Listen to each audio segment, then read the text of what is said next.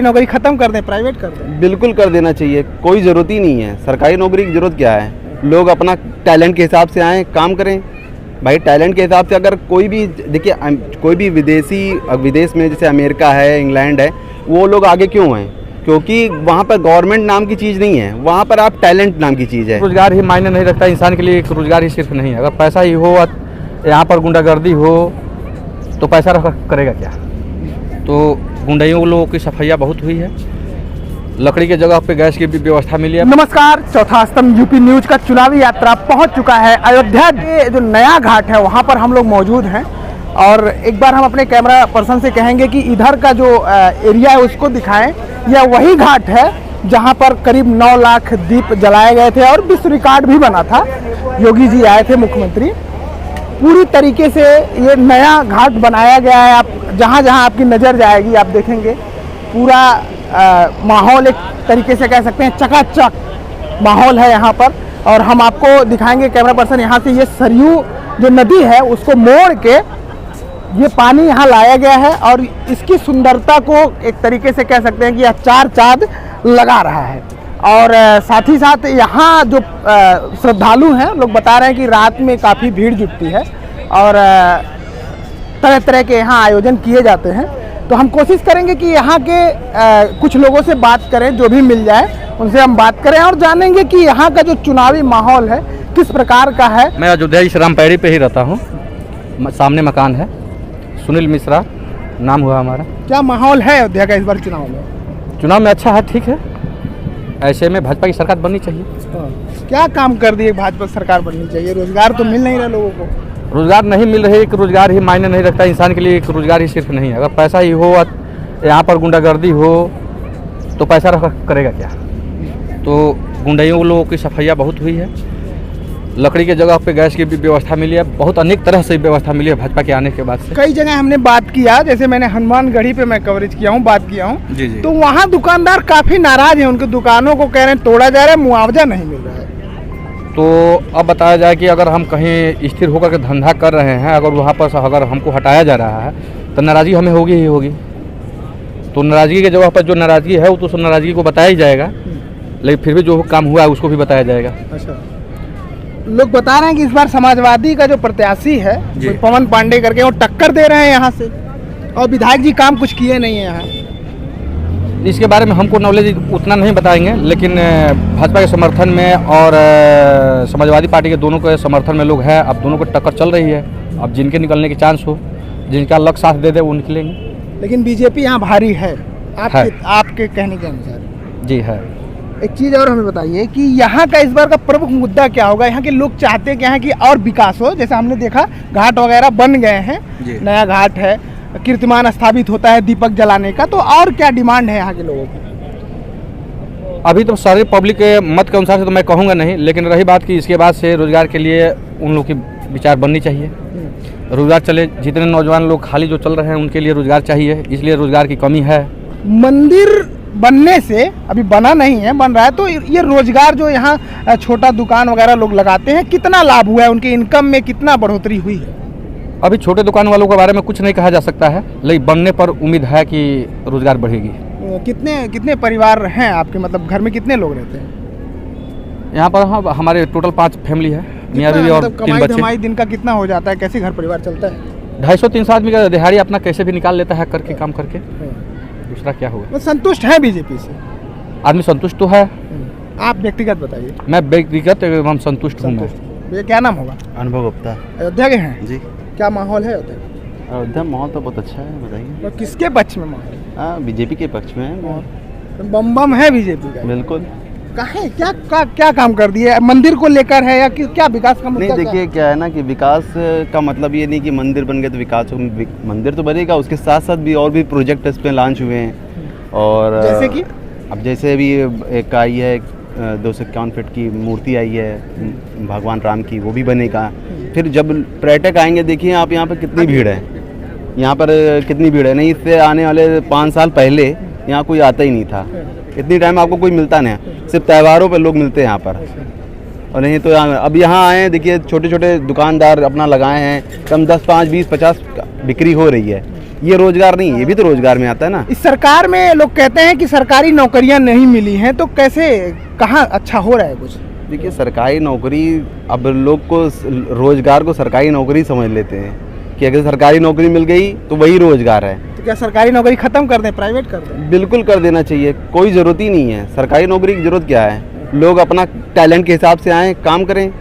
भाई टैलेंट के हिसाब से अगर कोई भी, देखिए कोई भी विदेश में जैसे अमेरिका है, इंग्लैंड है, वो लोग आगे क्यों हैं? क्योंकि वहाँ पर गवर्नमेंट नाम की चीज़ नहीं है, वहाँ पर आप टैलेंट नाम की चीज़ है।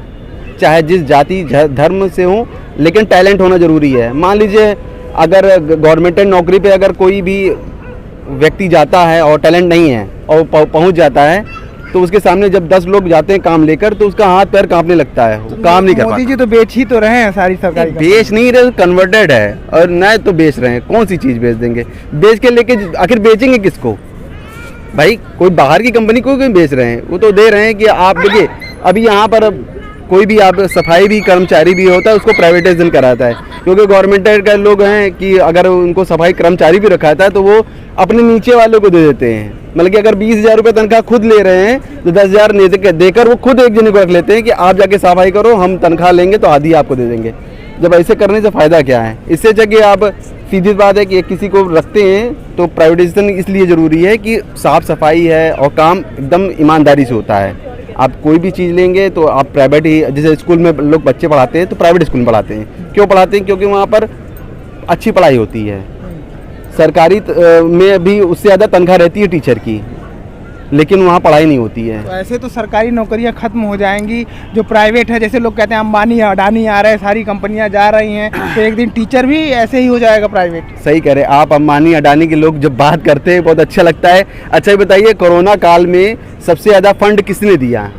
अंबानी अडानी ने दिया, ना कि किसी गवर्नमेंट ने दिया। भाई फंड किसने दिया सबसे ज़्यादा कि लोग जीवित रह सके या उनका सब कुछ हो सके? तो अंबानी अडानी जैसे कंपनियां को अगर हम देते हैं तो वो भी हमें रिफंड करती हैं। तो ये तो सरकार की कमी है ना, सरकार को मजबूत होना चाहिए। क्यों प्राइवेट लोग हमारी मदद कर रहे हैं? देखिए सरकार मजबूत है, लेकिन सरकार के पास भी हर चीज़ चलाने के लिए पैसा चाहिए। अब ये अंबानी अडानी हैं, उनके पास जो भी चीज़ें हैं उससे वो हम लोग से कमाते हैं, हम ही लोग से कमाते हैं। ये नहीं है कि कहीं और से कमाते हैं, लेकिन वो रिफंड भी हम ही लोगों को करते हैं। कहीं कोई मुसीबत आती है तो वो उसी को बदल के कोई ना कोई तरीके से हम लोग को देते हैं।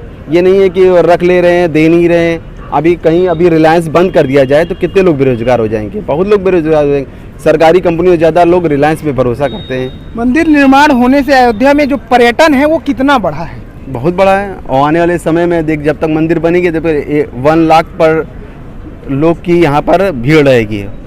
हर दिन 1 लाख लोग कम से कम यहाँ पर आएंगे और जाएंगे। तो उसमें अगर छोटी सी कोई भी दुकान भी खोल लेगा, उसका रोजगार चलेगा, वो 100-500 रुपया तो कमा सकता है। गाय जा रही है, किसान जो है वो परेशान है गायों के आतंक से। ये भी बहुत अच्छा मुद्दा है कि ये जो गाय जा रही है, ये कहते हैं कि योगी जी की देन है। अब हम कह रहे हैं कि ये गाय योगी जी तुम्हें पाले हैं। उन्होंने, भाई देखिए वो योगी हैं, अब उनका धर्म है कि किसी जानवर को एक हत्या नहीं होनी चाहिए, तो उन पर रोक लगा दिया। उसमें ज़्यादा दिक्कत किसको है? लेकिन सबसे ज़्यादा बीफ निर्यात अपने इंडिया से होता है, आपको पता होगा, गायों का मांस। इस पर रोक क्यों नहीं लगता है? इस पर रोक लगेगी। अब आने वाले समय में जब और भी गवर्नमेंट है, इसके बाद फिर रिपीट होगी और लाइए सर। हाँ, एक बार रिपीट होगी तो उस पर भी प्रतिबंध लगेगा। यहाँ काफ़ी प्रतिबंध लग गए हैं। नहीं पहले गाय वाय घूमती नहीं थी, बैल वैल सब काट दिया थे, पता ही नहीं चलता था लोगों को। सांड बैल काट दिए थे, पता नहीं चलता था।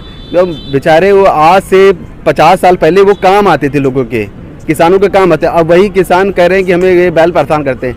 नहीं, वही किसान उसको खरीदने के लिए परेशान रहता था कि 20,000 50,000 में वो बैल खरीदता था। आज वही किसान उनसे परेशान हो रहे हैं। कई वीडियो वायरल हो रहे हैं, डंडा लेके लोग खड़े रहे हैं। भाई वो आखिर पालता कौन है उनको? यानी किसानों को छुट्टा नहीं छोड़ना चाहिए। नहीं, किसान देखिए क्या है कि अगर किसी, देखिए गांव में ही किसान है और गांव में ही जानवर होते हैं। भाई बैल गाय गांव में ही पाली जाती है सबसे ज़्यादा।